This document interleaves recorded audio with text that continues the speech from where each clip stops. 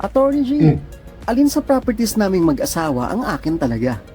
Karamihan sa mag-asawa ngayon ay absolute community ng property relations. O ibig sabihin, lahat ng pag-aari nila ay pag-aari nilang dalawa. Pero alam nyo ba na kahit absolute community ng property relations ninyo, meron pa rin mga exceptions ito. Una-una, ang ari-arian na either dinonate o minana ng isa lang sa mag-asawa ay exclusive property lang ng asawang yon. Ang exception lang dito ay kung malinaw sa either deed of donation or last will and testament na ang donation ay mana ay para sa mag-asawa at hindi lang para sa isa. Pangalawa, ang mga ari-arian na para sa personal use lang ng isa sa mag-asawa, katulad ng mga damit o sapatos, ay exclusive property lang ng gumagamit nito. Pero meron din itong exception. Ang mga mamahaling alahas at relo ay considered as conjugal property kahit isa lang ang gumagamit sa kanila nito. Pangatlo, kung meron kayong mga ari-arian na naipundar bago kayo ikasal at meron kang anak o kaya apo sa una mong asawa, then itong mga naipundar mo nito ay exclusive property mo lang. Ginawa ang batas na to para proteksyonan ang interes ng iyong anak o apo sa unang asawa. At ang pang-apat, syempre,